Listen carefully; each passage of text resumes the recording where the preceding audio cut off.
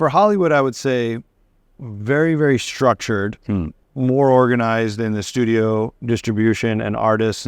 Here, what people don't realize is the amount of content that is produced in Bollywood is like beyond their imagination, and also regional, which people don't even take into consideration. How many different regions, how many different languages.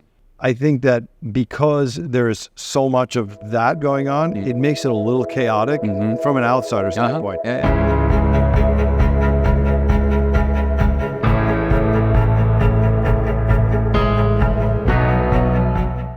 Welcome to Impact Stories, Weber. Impact Stories, yes. It's a great name. It's a great like that. Yeah. Thank you. Thank you for having me. So, first I want to ask about your journey. Complete journey, not missing ups and down, everything. Okay. From scratch till today. Just like that? Yeah, you can Dive in? Yeah, dive into it. Yeah. Well, I'm turning 46, or I am 46. That's a lot of years. So just go into the whole thing. Yeah, but still, I can be a summary, right? Yeah. A summary of this. I don't even know where to summarize my journey. I can tell you I was born in New York. I lived in New York for cumulatively 30 years. I moved to Ohio. I moved to Ohio to go to Ohio State University. Then I went back to New York. Then I moved to Los Angeles. And then I came to India 12 years ago. The first few years of coming to India, I went back and forth to the States every second week, every third week, every fourth week. And then eventually just stayed here, and now I go once a year, twice a year to the States. And what about the musical journey? Musical journey has been a part of every single place that I've been and everywhere that I will go. It is a part of my life.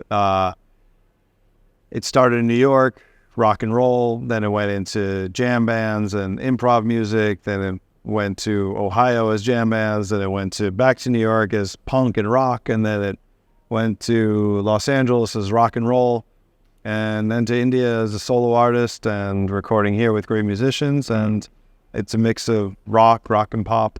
So this thing we were talking before this also, that sometimes I've seen the people who are in relationships, right? Two couples, they're very insecure about the other one's success. Like I was talking to you. So there's no doubt about it. The Sunny is more popular. Yeah. Right? Then is it? Yeah. She's very popular. Yeah. So is it my moment? and Not my moment yet? So how you manage to be like the cheerleader always, cheer guy who? I think of as we discussed. So I think of, first off, it's myself and it's my wife Karanjit, and together there's a brand that's Sunny Leone. She established that brand in 2000, and from there, when we met in 2008, I just sort of extended the brand and said, okay, there's a lot of great things we can do with it. And so we look at it as like, maybe it sounds like a schizophrenic I asked because I've seen couples who are very insecure. Yeah, so we'll get to that in a minute, because I'll address that why I think, but I'm not a psychologist, so I can't be certain, but why I think there's insecurity, I will love to discuss that. So the brand Sunny is sort of like this, I guess you can say, alter personality, some schizophrenic. Maybe if people would look at us or talk to us, they'd be like, that's weird. They talk about Sunny Leone. I'm like a third person, but it's really her, but it's not. It's a created persona by her and Bob Guccione, like I said, in 2000. And together they came up with it. And she has built amazing brands and her own brand with that name. Then when I came into the picture in 2008, we started dating. I just saw it as saying, you know what, this is a very interesting brand. Let's do a million other things with it. So you say it as like a cheerleader. I think of it as that we're in a business together and we are building a brand of Sunny Leone, and all of our businesses and our entities, whether it's our cosmetic company, our fragrance company, clothing, energy bars, everything that we do together, we revolve it around leveraging her brand that we built and now a restaurant. And we sort of continue with that instead of just randomly saying, no, let's just change a new name. So is it cheerleading? No, I look at it as brand building. Now, of course, I am her biggest cheerleader in life as her husband to Karanjit. Yes, I'll always be her biggest cheerleader. Whatever she wants to do or pursue, I'll be her biggest supporter. So she would be. And how you see Indian cinema also, like how you compare West cinema, Hollywood and Bollywood? Hollywood and Bollywood and beyond. I would say that because you have seen both, right? I've seen both. Yeah. What is the correct term to use? So for Hollywood, I would say very, very structured, more organized in the studio distribution and artists, the way it's all formulated and put together until the release. I think all that is a little more structured. Here, I think that what people don't realize is the amount of content that is produced in Bollywood is like beyond their imagination, and also regional, which people don't even take into consideration. How many different regions, how many different languages, because Sunny is shooting in all languages. She's shooting in Tamil and Telugu and Kannada, and there's just so much, with Malayalam, just so much stuff going on with her and she's one person, and then you have a million artists shooting in a million different places and all these different languages and regions, and it's all being distributed and whatever, packaged all different ways. So I think that because there's so much of that going on, it makes it a little chaotic from an outsider standpoint. And when I came here, it was very chaotic, probably for the first, I would say, 3 or 4 years. Now I feel like I've dealt with sort of everything at least once, maybe, knock on wood. And so I'm kind of well-versed. But from definitely outside perspective, chaotic, but somehow functioning.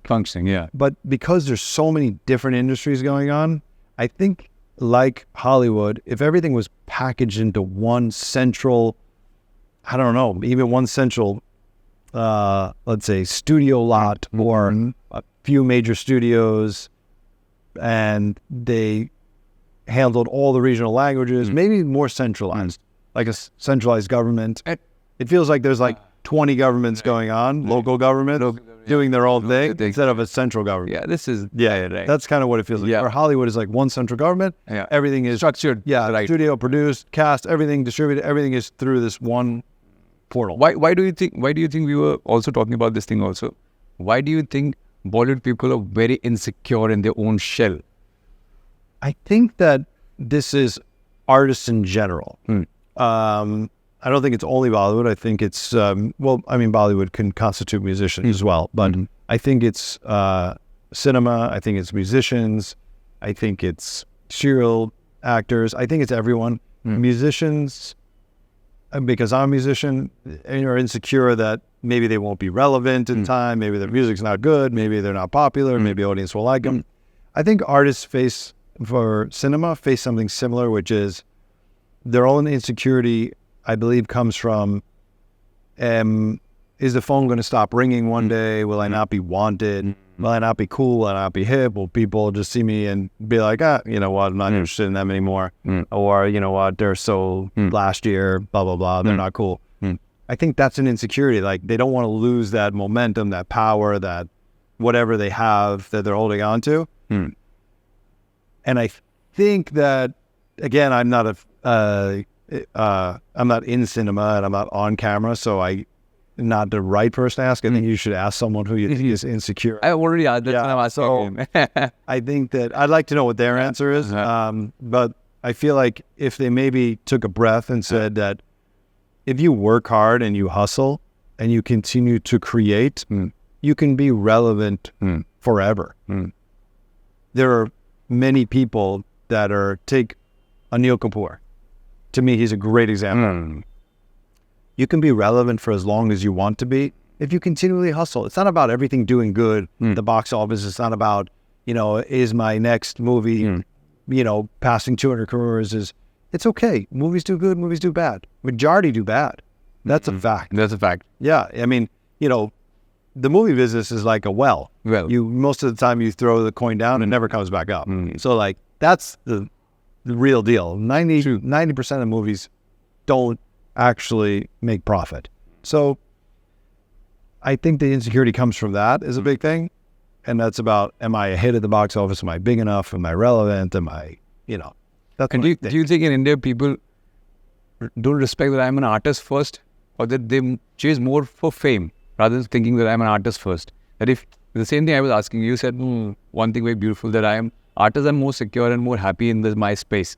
But people when come here, when they know that I'm a good singer, still they chase for Bollywood also. They try to be an actor also. They try multiple professions before thinking. So do you think that they do that though because they inherently want to be in other fields, or you think they're doing it because... If you will ask me, I must say that they think that if let's say example, they see Shah Rukh Khan. Yeah. I said, now I'm a singer, I'm an established singer. Now I should do something else that I reach more to that level. I don't know why they do this thing, because being a singer is also beautiful. You're correct. There's amazing singers here. Yeah. So, but I've seen this thing also. yeah, I've seen many people here. All of a sudden, I saw it actually just recently. An actress who is now singing, and you know what? I don't. Because in the West, singers are more popular. These are more popular than biggest. Listen, singers are singers, and actors are actors are actresses. It's sort of, it is what it is. You don't all of a sudden overnight be like, I'm going to be singing today, and now I'm going to go. That's very rare. In the West, I think that's really rare to have people cross over industries like that. I'm sure there are some, but, you know, I mean, look, Miley Cyrus is a great example. She had a TV show. Yeah. She's also an amazing singer, so she's a great example. So what do you think, why they... Because I think here, they see that as, like you said, maybe the fame is bigger, let me just go with that, and it's not inherently their skill, which then causes a bigger problem with the audience. The audience is like, oh, like, you know, shouldn't have done that. You know, should have stayed where you're comfortable. Funny thing with Sunny is that she always actually gets asked to sing a couple lines in songs that she's either performing or whatnot, and she always says, I don't sing. Don't ask me to sing. I have a terrible voice. No one wants to hear me sing. I don't even sing in the shower. And she's very vocal about that. But because they just think like, oh no, we'll get her to sing, and then it'll open up this other avenue. And she's like, no. This is what I was about to say. People try to convince you that you can do better in this thing. Yeah. And one more interesting question is that why surrogacy when you can have your own? So when let's see, we decided on surrogacy. Actually, we decided on adoption first. Adoption first, you told. Adoption we thought about, and actually I didn't think about this, so I don't want to take credit for this at all.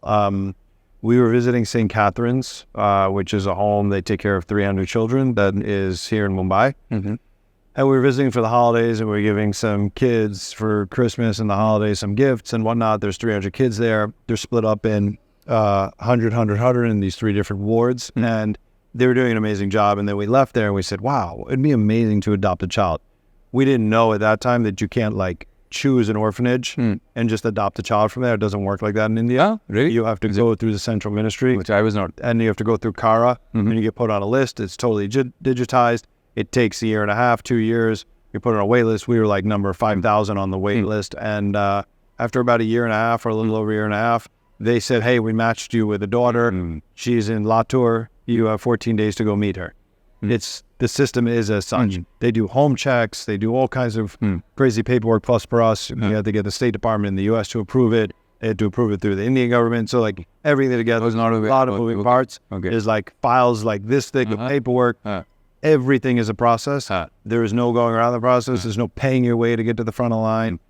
In a country like India where you feel like, oh, a couple rupees, I can maybe get this. It is the one thing that I found so beautiful, that you cannot pay your way to get to the front of the line to adopt a child. Really? It is not done. It is not even possible here, because there are so many checks and balances that if you would attempt to do it from one side, 2 other sides would come to know. And you would probably either be removed from the list. And so it's for the protection of the child. And I love that they do that here.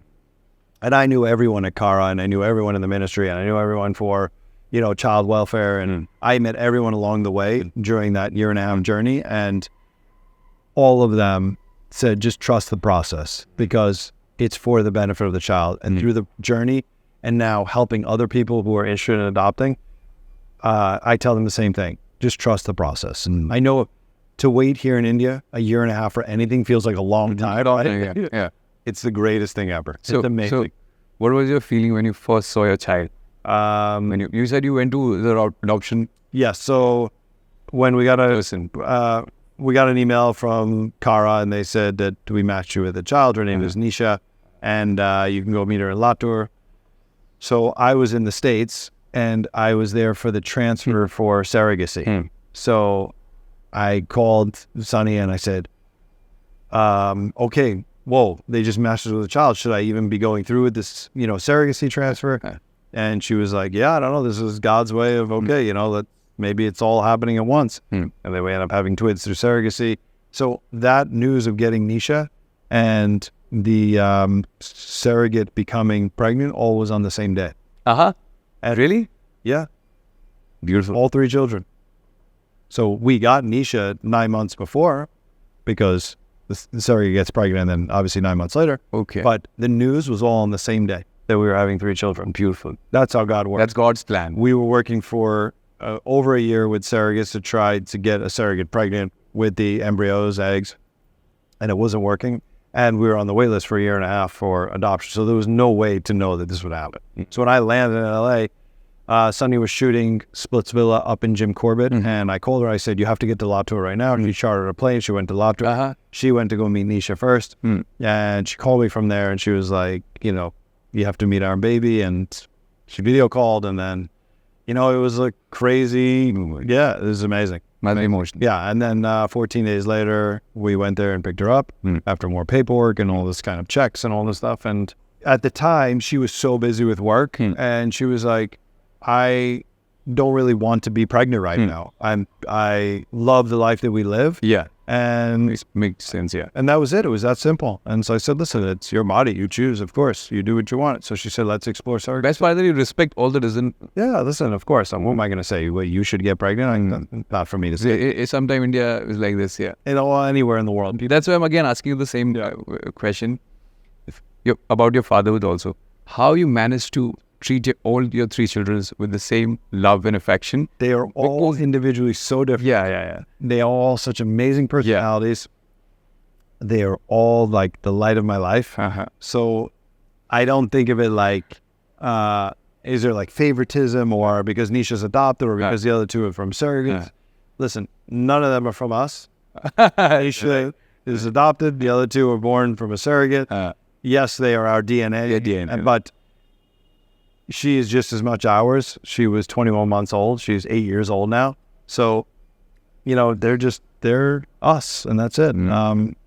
And I also think that Nisha was like a true gift from God, really, like remarkable. All my children are a gift, but she was a true gift.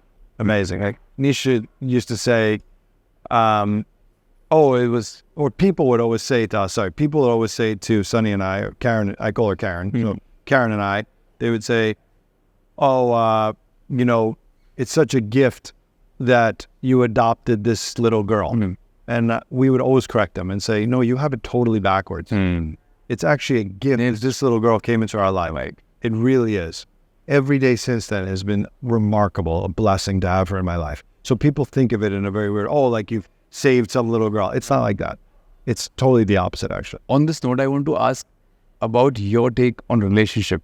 Okay. I don't know if I'm the best for relationship. No, because you have given so many answers because Okay. You love respect and the doesn't know the part. What relationship advice or question do you have specifically? No specific question. I just want to take your take on relationship. A healthy in general, healthy love story here. What I know as far as how long that me and Karen have been together, I would say that the one thing I think is what has made us last is compromise and communication. Communication. Yes, and compromise. You sum up to these 2 things. Yeah, I think absolutely. I think that way there's no animosity and there's no, anger about something because we come to compromises on everything for what the better outcome or decision is. Of course, everything I think is going to be better. Everything she thinks is going to be better. So we have to find a middle road. So it's been long now you're in India. Yeah. What are the things you like about India and what are the things you hate about India? Okay. What I like about India, I love the people. I love the business here. I love the hustle here. I like food anywhere, so I can't say it's just food here. I like food everywhere in the world. I think it's people. I think it's just a vibe. There's something magnetic about India. Whenever I leave, I want to come back right away. So I've been here 12 years now. The things I don't like about India is, I think that there's nothing that like pops out that I don't like here, there, anywhere is no different. I feel like India faces very similar problems that the West does at certain times. I mean, in Mumbai, there's a lot of things I would change in terms of infrastructure, but that's life, whatever. Infrastructure you can't change. Yeah, well, no, you can, but I don't know. Every other city managed to change. You know, I get to Delhi. So you're from Noida, right? I don't know you. So I get there. And I was surprised. And yeah, I don't love it there because I find that traffic annoying for some reason. And even though you find this traffic annoying, but the roads are so amazing where you're from. Yeah. And everywhere I go, whether it's in Chandigarh, what's very funny is like, I know that Bangalore and Hyderabad, they're going to have amazing roads. I get it. Yeah. But now I get to like the interiors of India and they have amazing roads too. And now that's a little frustrating to me because I'm like, there is so much money in Mumbai, in Maharashtra, so much money. Yeah, I know. And we all pay so much tax. The BMC has so much money. And yet the infrastructure here is actually now become the worst in all of India. And I wouldn't have said that 5 years ago or 6 years ago, but now that I really have gone to like interior places, I'm like, how are the roads better here? Yeah. I'm like 8 hours from the nearest city and the roads are still better. So that's a little frustrating. We change at every stage of our life. We keep on getting mature. Yeah. Right. What is exactly maturity for you? Not getting worked up and hyper about situations that I can't control, which used to give me like crazy anxiety. I think I've been through so many crazy situations now at my age that mostly in India that I feel like I deal with everything much better now. I'm much calmer, cooler. I sleep great. I wake up in the morning. If I have 5,000 things to do, it doesn't stress me out. It actually gets me excited and motivated. The more to do, the better. I like that. So I think that comes with age and maturity.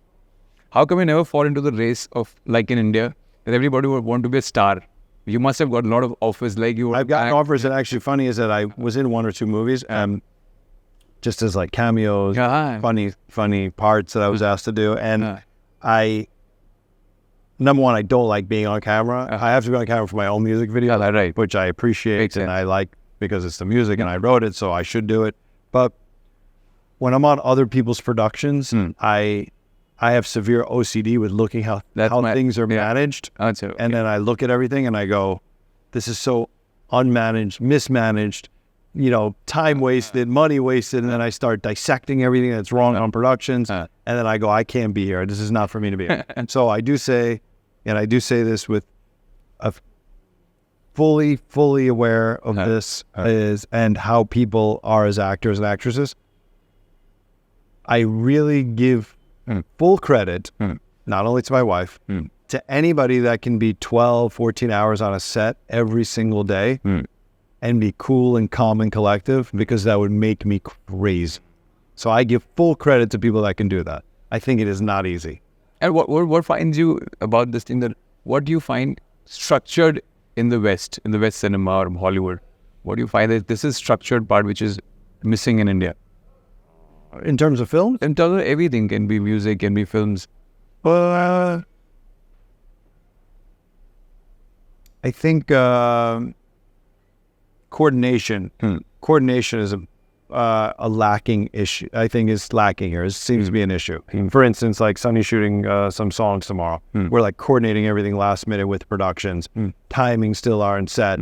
You know, for production, which is like wild to me, because like in Hollywood, you know, they'll know like a month in advance what the set time is, where the location is the set complete? Like I've been on set before where I've gotten there and there's like 5 minutes from rolling and they're still building the last part of the set. And I'm like, this is amazing. I mean, somehow it works.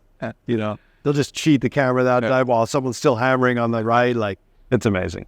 I've seen amazing. So, and I also want to know about your love story also, how it started, how you guys met and everything. My love story is very different than her love story. Huh? Yeah, because I claim that it was love at first sight for me, but she does not claim the same. Okay. So we have two very different stories. I met her in Las Vegas. I was touring with my music band, Spiders. We were playing at Mandalay Bay in Las Vegas, and she was there for an award show on the same weekend. One of my band members at the time introduced me to her.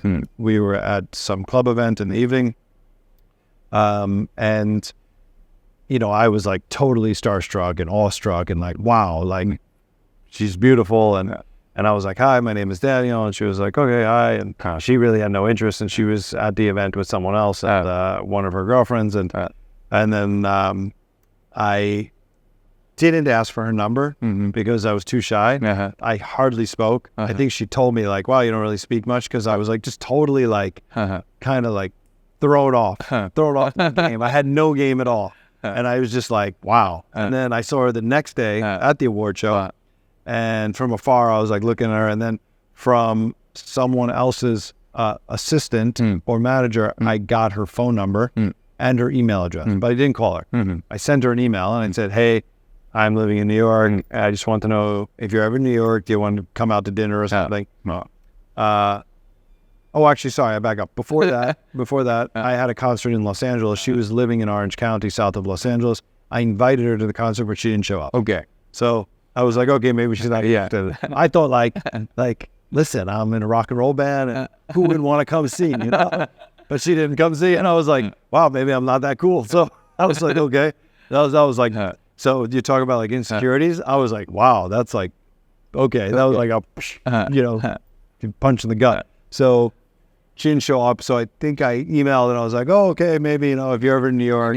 So I was in New York, and then she emailed back saying that she was coming there for a book tour. And then she was going to be on the Howard Stern show. And so she said she'll let me know or something.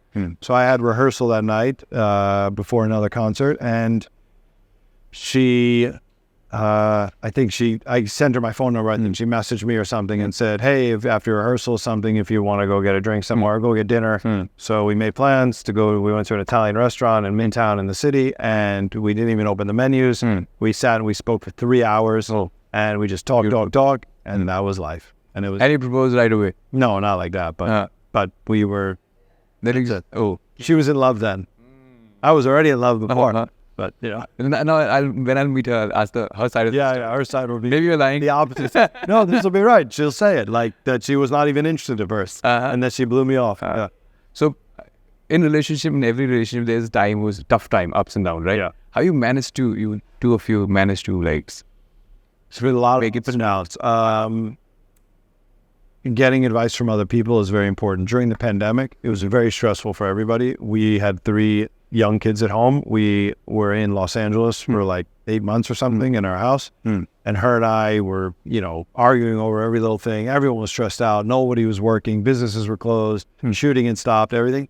And like most people, they were just stressed. There was so much going on in the world. And then I went outside my house, and my neighbor said to me, how's everything going? I said, it's not going great. We're fighting a lot. And he goes, did any of you call the police yet? I said, no. He goes, and neither of you killed each other yet, so you're doing better than 90%. I was like, oh, okay. So I think if you put everything in perspective sometimes and get an outside opinion, that's how you deal with stuff. So going through hard times, so it was good to take a step back, listen to what other people have to say. Other people have been through similar, if not same, and maybe they have some good advice for you. And now at my age, I'm the one that gives this advice. I give, weird advice to people. I'm like that guy. I'm like, hey, why don't you think about, and then I feel old, but it's okay. Like people, when talk about acting, right? So you have to give a proper heart and soul to understand the craft. What about the music? How deep you have to go to understand it? I think the music is, I tell people advice. I tell this all the time to people that are looking to get into music, are in music, or are on the fence. Play music because you love it. The business of music is like caging air. There's no worth to it anymore. Touring is the only worth. People don't buy albums like they used to. Right. They can listen to music anywhere, so it's like caging air, if that analogy makes sense. So I tell people, play because you love it. Play because you inherently just love to play music and love music, and it's a passion for you, and it's just in you. And if something else comes of it, then God bless. If something doesn't, it's okay. Do it because you love it. Don't do it only because you want to be famous or money or this. Play music because you love it.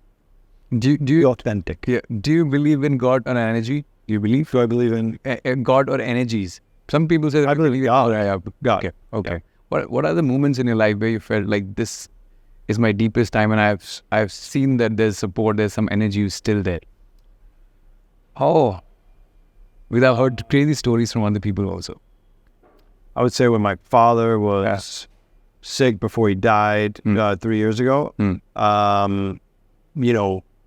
what my entire family was going through, he was like the rock of my family, and there was just such an uproot and disruption. I think that all of us just looked to God and basically needed guidance, and I think that was a time where I believe, look, he was sick. I knew he was going to die, but what can happen to a family during that time? I've seen families totally break apart and go off the deep end, and I've seen families come together and pray. So for us, I think that was a moment that we all said, God really looked after us and made us come closer together as a family, which was nice. And anytime my child is unwell or something, of course, I always pray like everyone else. And these days, I've heard this word often. A lot of people talk about manifesting. Do you believe in this thing? People said manifest and you'll get everything in your life. Manifest and you work towards that, and you manifest and you get it. No, I don't use that word at all. I use it totally. You know what word I use? I use hustle, and you'll get to where you need to be in life. Keep hustling. Nothing should be handed to you. Hustle for it so that you appreciate it. That's what I say. I don't manifest anything. I don't even know what the fuck that means, actually. What? Think of it and you'll get it? Is that a thing? I've thought of a lot of shit. I've never gotten it. I work for what I have, and I work towards what I want. Then you don't believe on destiny also? I believe that anybody can create their own path. I don't think it's predetermined. And if I listen, of course, if you're born into the royal family, in Birmingham Palace, then okay. Making sure for maybe that destiny is a little different, but for the rest of the world that isn't heir to the throne, then you work towards what you want and you make your own journey in life. I've seen people with nothing rise up to be huge. I've seen people that have everything lose it all and fall down as fast as anything. So think this way, that there's a moment in life and you have to give advice to your kids, right? Yeah. But they have some vision that they want to reach at this level. What Weber will give you a heartful advice that, this is the roadmap to this journey, and you have to. Yeah. The advice is this: there is no roadmap to the journey. Work hard, hustle. Yeah. There's no single roadmap. There's 1,000 ways to get to any single place. Beautiful. And you're going to fall 1,000 times along the way. It's okay. And as long as I'm alive, I will help as much as I can. As long as your mother's alive, she'll help as much as you can. The rest is on you. What is your biggest fear? Flying when I'm not with my family on a plane and the plane crashing. This is your fear? Yeah, that's my biggest one. I hate turbulence. So I was just on a flight back from New York, but we were all together and there was a lot of turbulence and they're all like sleeping and playing on their iPads and everybody's totally fine and I'm freaking out. But I'm calmer that they're all next to me and whatever is going to happen is going to happen. If I'm alone and there's turbulence, I basically scream on the airplane and freak everybody out and yell that we're crashing and really get everybody all like that. And because my fear is that I'm not with my children and my wife, and that, God forbid, I won't get to see them. That's my biggest fear. Is that not what you expected? I have not talked about your OCD also. I have OCD with a lot of things. Other people's productions, I have OCD. I have OCD about emails. I need to have a clean email box because I get hundreds of emails a day and I need to get it to zero. That's my thing. Yeah. So it won't keep me up at night, but it'll give me anxiety when I land from a long flight. Then I have to open my phone or my laptop and I'll have 2 days worth of emails in there and with what just happened, let's say from New York to India or vice versa. And that I have complete OCD that I have to read every email, go through every email, check everything, and like just respond. Responding for me is a big thing. And when people and I don't like when people don't have their blue check mark on. And that annoys the shit out of me. Really? Beyond. And because I like instant responses, because I give instant responses. So the fact that I don't know, or are they ignoring me, irritates the shit out of me. So note is, for anyone, like people that work for me, I usually actually tell them that. I go, can you please put your blue check mark on, because it's really annoying. You tell them, listen, they work for my company. It's okay. I don't ask so much. I just like to know if you read my message and are ignoring me, or you didn't read my message. Fair, right? You were talking about, I think, Keanu Reeves. When we Keanu Reeves. Keanu Reeves. You're talking about some few things. I don't know what story you were talking about. That was... Yeah. So Keanu Reeves was asked, we were talking about being able to sort of do what you want in life and not worry about what other people think of you. So he was asked to present an award to Whoopi Goldberg, and he said that Whoopi is not a good human being, and I don't want to present an award to her. And everyone was like, what? And he said, but she's not a good human being. So I love that about someone like Keanu, or like Johnny Depp, for instance. He, comes out and says, I don't need Hollywood. If they want to work with me, they'll work with me. If they don't want to work with me, it's okay. I can do what I want to do in my life. I can, I have productions that want to work with me that are outside of Hollywood. He has a music career. He's someone who actually has both right now. He has music and he plays in the Hollywood Vampires, and he also has movies. So I like that when someone is fearless in terms of they understand their worth, they understand their value, and they understand that they should speak how they feel and the truth. And if it upsets somebody for hearing that, it doesn't affect them. I love that about people. What do you think why a lot of people these days, we can talk about anywhere, in the West, in India, how their happiness index is going smaller day by day? Why people are not happier these days? Are they? I don't know. I don't follow the happiness index. You meet them, they look very happy from outside, but when you get to know... That's because, listen, once the world created social media, and then social media created filters, and filters created, and then we went to emojis, the perception is not what it is. I mean, it's anything, it's my fucking happy emoji with a filter that I look amazing. Meanwhile, I'm at home and I'm tired and I'm depressed and I'm sad, but yet I put a happy, I don't know, people create this whole fictitious world. So, this is like the dating thing, if you're on a dating app and then you get there and you're like, whoa, that's not what you look like in your profile picture. It's the same shit. Like everybody's living this alter personality and alter ego. Who even knows what's going on anymore? Maybe that's why the happiness index is down, because everybody's living in this other pseudo, world, and it's not really them. The same thing, if your kids will grow, they'll fall into the same thing. Like they will, how you manage. Choose how you use it. Choose how you use it and how you allow it to use you in your life, and how you allow it to dictate. People are so obsessed. Like social media for us is part of a business. We use it as a tool, a branding tool, monetization tool, exposure. We use it for, our needs. And if something is not working for us, we either try to fix it or we don't need it anymore. This not worth it for us. As long as we can make money off it, or we can use it as a sales tool or a marketing tool, then it has value for us. So I think Ed Sheeran actually once did a interview about this. He said that he felt bad for people that take selfies all day and only post selfies on their feeds, because those are the loneliest people. And he said, if you look at my feed, I use it for music and marketing and businesses and products, whatever it is that he is involved in, that's what he uses it. And I took that and I said, that's a really interesting thing. And I tried to kind of gear towards. In my stories, I'll take selfies, but on my feed, I actually try to push things that I'm working on, things that inspire me, things that are interesting, things that I want to market, things I want to monetize, sell, push, invest, whatever it is. That's what my feed has become. Collaborations that I've done.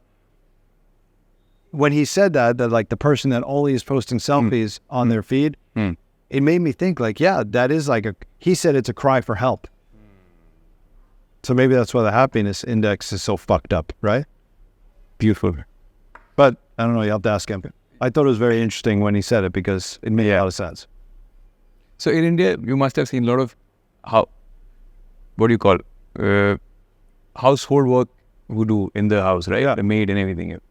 So people have these in India. Most of the people are very rude towards. No way. Those are my staff is like my family. That's I this can't even live without. Yeah, but you must have visited. You know, I don't know what other people do, but I will tell you because my wife was just laughing. My cook, her name is Nikita. She's amazing. And I have a very, I eat the same stuff every day, 5 meals a day. It's almost the same meals, slight variation. I've eaten the same thing for 10 years.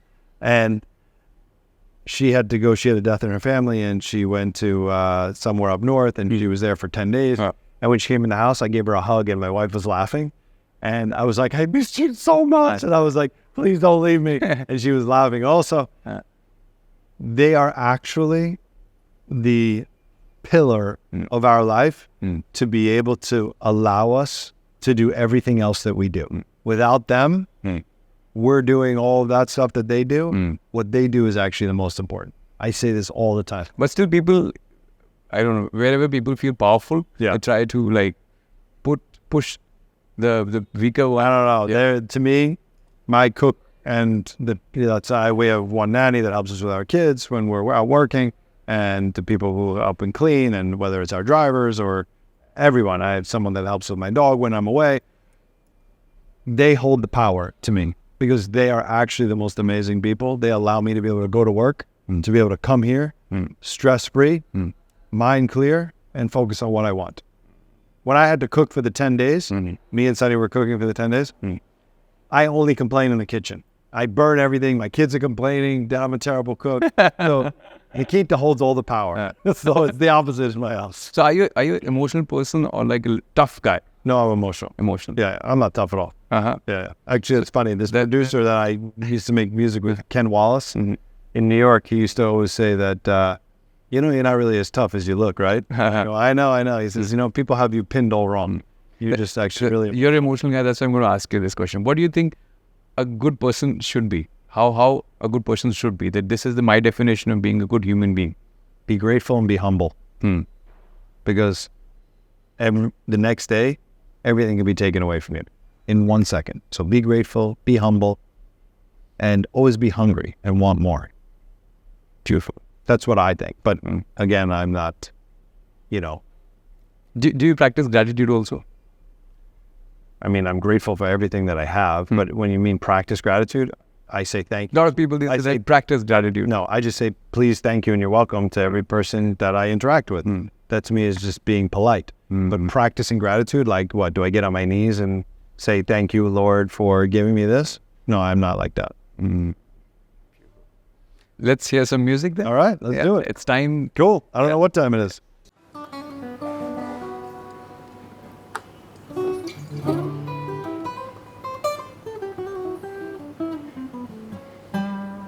All right, so I'm going to play Memories, which is my latest video. Yeah. Video is directed by James Thomas. Amazing Hollywood. He works on all of Amazon's newest content. Phenomenal guy. He's directed my last few videos, actually. He did Sorry, he did Lose Somebody. Great person. Song was recorded at Island City Studios, which is in Carr here, by JJ, which is an amazing producer as well, and has a lot of great musicians on it. Jigger Shaw's on drums and Brent Toro on piano. So great bunch of cats. Let's go for it. Said some things in a moment of time, heading down the road, no one returns. Glasses shatter, the pain it hurts. Can we pick up the pieces and get us on track? Take a deep breath and just sit back. Can we relax? Think we'll get through this tonight if we try.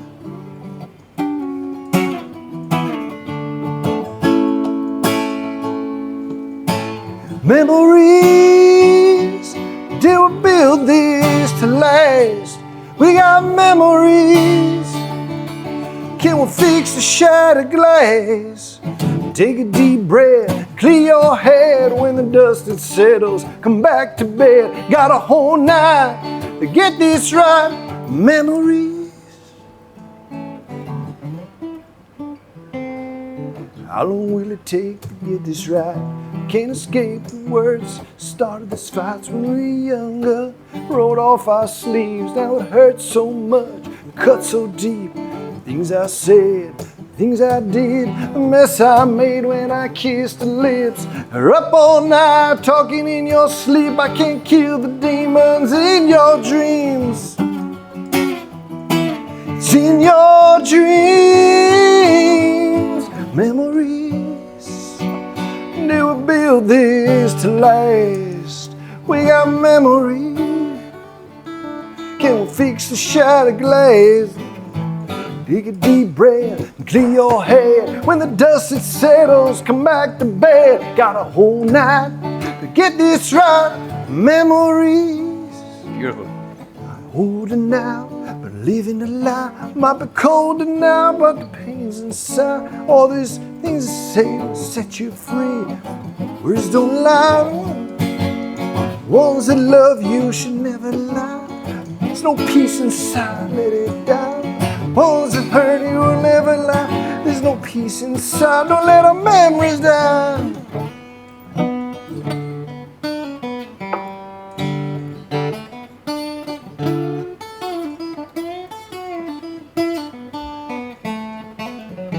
Memories, build this to last. Memories, can you fix this glass? Whole night to get this right. We got memories. Take a deep breath and clear your head. When the dust settles, come back to bed. Got a whole night to get this right. Memory.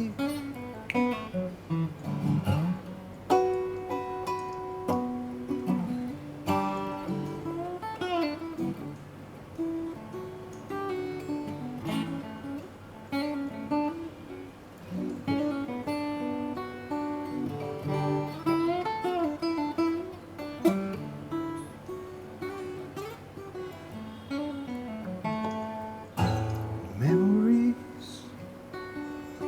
Do we build this to last?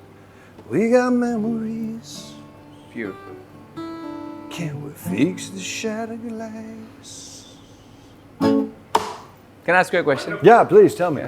Why Memories? You kept the title of the song. Why it's Memories only? I think that I wrote it maybe while we were fighting a lot during the pandemic. Really? Yeah. Yeah, so it just kind of, Beautiful. summed up what was going on. That's it. That's it. All right. Beautiful. Thank you for having me. Thank you. Thank you. Thank See you. you. Thank you for coming. Thank you very much.